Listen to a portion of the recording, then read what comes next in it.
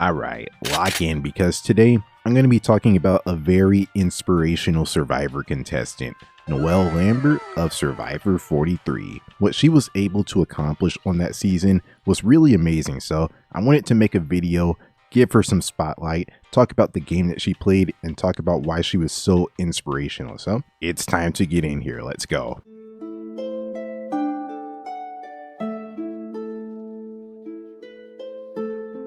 For the background information, the sources that I used will be linked in the description. They helped a lot for sure. Before getting on Survivor, before she lost her leg, Noelle was a multi-sport athlete at Londonderry High School in New Hampshire. It's already well known that she was a lacrosse star, being the Rookie of the Year in her freshman year, a two-time All-State selection, and in her senior year, she was the team captain and the MVP of her team. Very stacked resume, I would say. But also, something that I never would have known if I didn't dig deeper is that Noelle also played soccer and basketball for her school, which was surprising to hear and just adds to the impressiveness of her high school run. She was a legitimate athlete for real, so I mess with that for sure. Then getting into her freshman year of college, she decided to stay close to home and attend the University of Massachusetts Lowell on a lacrosse scholarship, and she majored in criminal justice. And the high school brilliance carried over and translated as she started every game, tied for first place on her team with 15 goals, and made the America East All-Rookie team. She had an amazing 2016 freshman year, but after this, her life was about to change forever. In the summer of 2016, Noelle and her friend Kelly were visiting Martha's Vineyard to visit one of their other friends. They rented a moped and Noelle drove it despite her mother not wanting her to rent a moped because she heard some bad stories. Noelle drove this moped while having no experience, while Kelly had some experience, but it wasn't a good experience, so Noelle just volunteered to drive it. While driving, Noelle lost control and hit a dump truck. She lost her left leg immediately on sight. Before any more damage could be done, a guy wrapped his shirt around Noelle's leg and she credits him with saving her life. Shortly after this, she was taken to Martha's Vineyard Hospital, then airlifted to the Boston Medical Center where the rest of her leg got amputated.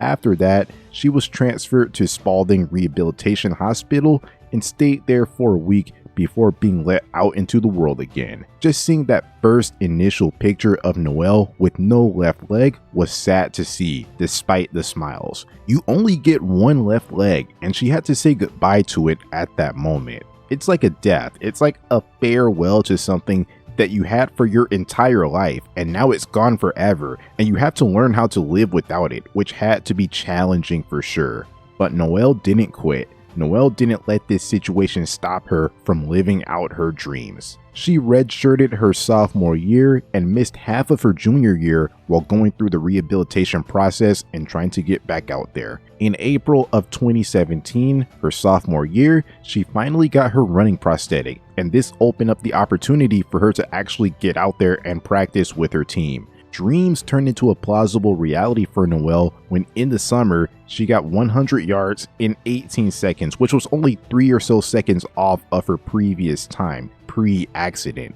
This made her realize that she wasn't far off, and she told her coaches that she will be a full participant in workouts without any restrictions, and that's what happened. She participated in the normal workouts, and she was keeping up with her teammates nicely. She worked hard and was cleared to play halfway through her junior year, where in that season, she won the America East Inspiration Award.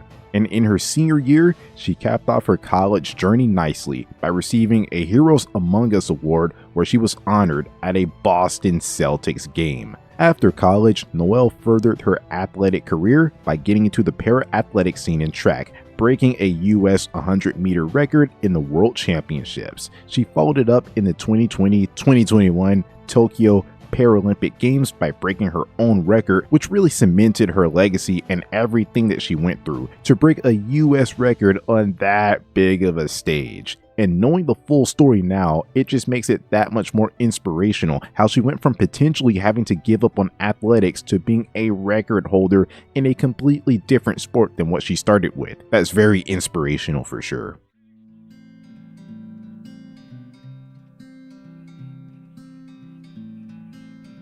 Now getting into her game on Survivor 43. In her introduction, she talked about how she was playing for her and her mother because her mother could never apply, and she talked about how losing her leg was the best thing that ever happened to her because it made her realize the importance of life and that it's just a leg and she doesn't want to look back with regrets. She wants to be proud of her life and she was glad to be there for some positive amputee representation. Unfortunately for her, in the first episode, she got close to Justine, which got the Jesse, Cody, and NECA 3 to group them together and plot against them, mainly Justine because she was a salesperson. More on that in the Jesse and Cody video that I made. Like, they got the most content on the Vessi tribe. Because of that, Noelle's pre-merge Vessi journey can be summed up relatively quickly. Vessi lost the second immunity challenge mainly because of NECA's bad challenge performance, which made Dwight, Justine, and Noelle want to vote her out. But Jesse and Cody wanted to keep NECA, and Dwight had no vote, so Justine was voted out, and Noelle unknowingly gave Cody his vote back and an idol because of the Beware Advantage shenanigans. Actual Castellan Survivor with my Survivor B. Even if Dwight had a vote, it wouldn't have gone their way because they weren't playing optimally by trying this Cody and NECA split vote plan.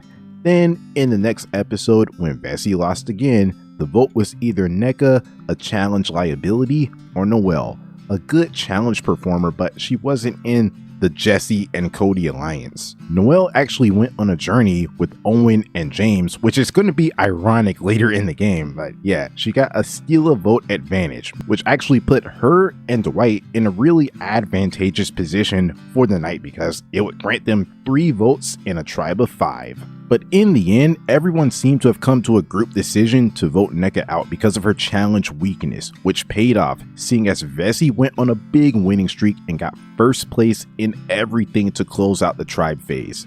Unlike for Jesse and Cody, there's nothing for Noelle to really participate in past the NECA vote, so fast forward to Mergatory. Immediately, she showcased herself to be a social butterfly, especially when it came to connecting with the Baka tribe. Unfortunately for Cody, Noelle unknowingly exposed that Cody had an idol because she was talking about his hat and the beads, but that just made Baka want to work with Vessi. She was on the winning Mergatory team, so she didn't have to worry about being targeted. But she was left out of the vote without much explanation because most of this episode was Ellie versus Gabler. She voted for Cassidy, trying to follow along with this Cassidy and James split plan, but it never really got off the ground.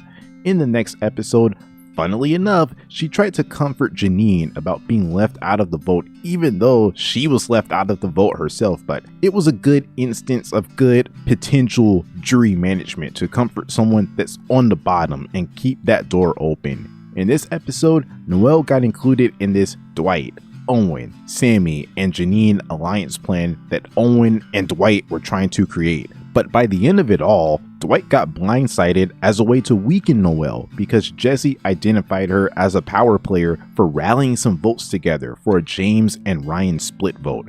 Very confusing why Jesse didn't make a plan to vote Noelle out here because she didn't have immunity, but I'm for it because Noelle stayed and Dwight left. I just like Noelle more. Not a good strategic episode for Noelle, but she had some good moments in the immunity challenge where, although she got stuck in the net, she never gave up and the cast was very supportive of her. Also, when Gabler was giving his shoutouts and dedicating minutes to people, he dedicated a minute to Noelle for inspiring him, which shows that her message was getting through. The reason why she was on the show, like, that is getting through. In the next episode, episode 8, I would say that she wasn't a big player in the Janine vote, like she just went along with it. But in episode 9, Noelle started to emerge. In the immunity challenge, she ended up on the Carla, James, Owen, Sammy, and herself team where Carla won individual immunity.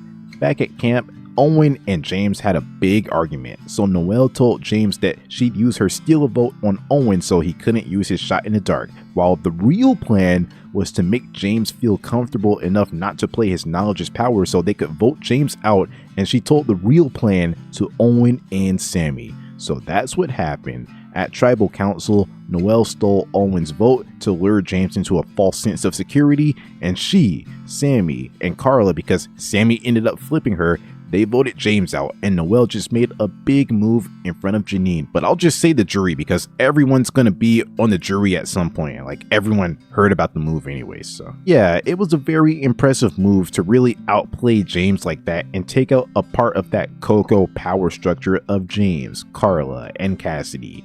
Looking at the next episode, which is episode 10, for the positive, Noelle won a reward challenge in come from behind fashion. Survivor 43 was a great season, and this was definitely a landmark moment of Survivor 43. I would actually say that in a season of blindsides, betrayals, and so much chaos, this was actually the best and most memorable moment. But unfortunately for Noelle, from this moment on, her game went crashing down.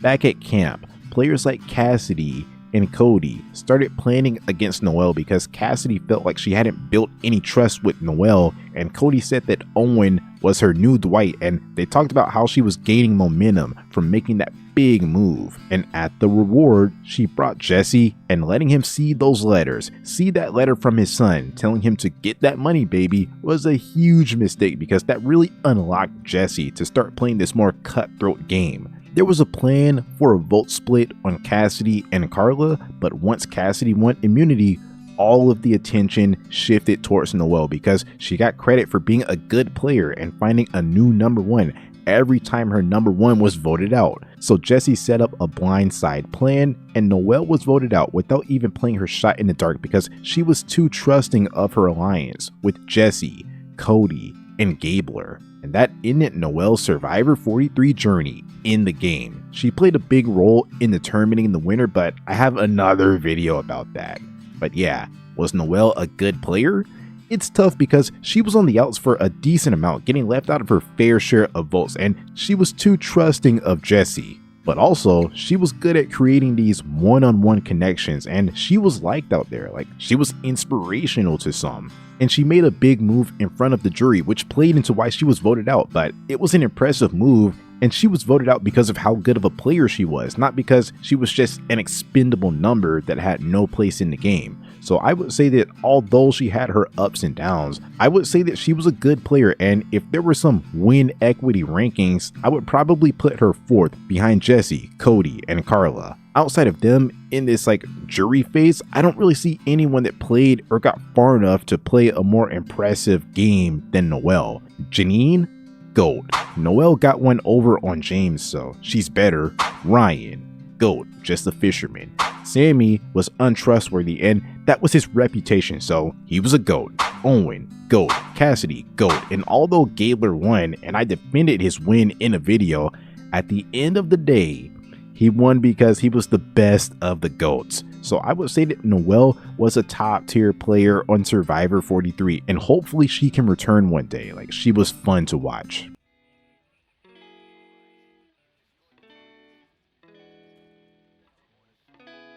Post-Survivor, Noelle still runs her Born to Run foundation that raises money for prosthetic sports legs for other amputees. She's also still a motivational speaker, she was on a TED Talk. And Noelle got Ryan involved in the Paralympic Games where they both competed in the 2024 Paralympic Games, which were fun to watch for sure. And yeah, that's everything. I really admire Noelle's journey of resilience and perseverance.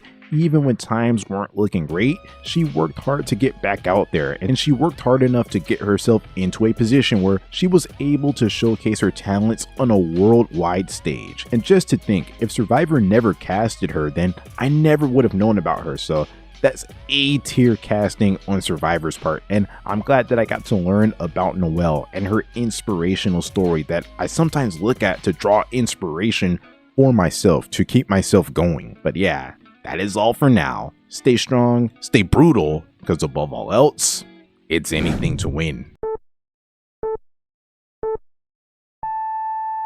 What's up, Stin? It's Noelle. I'm actually just on the bike, so I thought I'd just knock out this cameo and share a little bit about my favorite moment from Survivor 43. There were obviously tons of memories, but I think the one that sticks out the most is the one that had the most impact on myself, and I think everybody else watching, was actually on my vote off episode. And It was when I was doing the balance beam and I was struggling and I was ready to quit. And I could hear Jeff Probe saying, "You're still in this, Noelle, you're still in this." And I think one of the beautiful things about that moment, even though we're playing against each other for $1 million, my castmates actually started cheering for me. I remember I heard Cody say, "You got this, Noelle," heard Carla. Basically, everyone just started saying, like, "You got this, Noelle," when they're trying to win for themselves. And so that just egged me on even more. And that's the reason why I didn't quit. And getting across that balance beam and finally being able to throw the beanbag on the platform and then having it land. I mean, you see it in the show. I dropped to my butt and I started bawling my eyes out. And I remember when I looked up and I was surrounded by my castmates, and that was just an incredibly special moment, getting to share that with them, but also looking at the camera crew and how they were taking it, and I saw everybody crying. And that's really when it settled in that I did something great. But then watching it back and having it be aired live and having everybody else watch and reach out to me, I mean, it had so many different impacts on everybody else's life. And I think that was a huge part for me, and it really meant a lot to me, was because I told myself going out there, if I could just help that one person achieve their dreams, live out their life, never give up no matter what anybody is dealing with in their life. So to have that moment on Survivor, that is really special. And it's something that anybody could take away from. So obviously I have to give that as my number one. Just very grateful that I was able to have it, because I get to look back and see that I was able to do it even on my days where I'm struggling, where I can't get motivated. I go back and I watch the video. I'm like, all right, no quit, no excuses. Just need to go and get up and get to work. But thank you so much for reaching out. That was really fun. Trip down memory lane. I really appreciate that. And can't wait to see the video you're making me. Really appreciate it. And hope you have a wonderful new year. Hope you had a great holiday. And wish you all the best. Bye, Stin. I won't let you down, Bruce. I'll keep fighting. Always.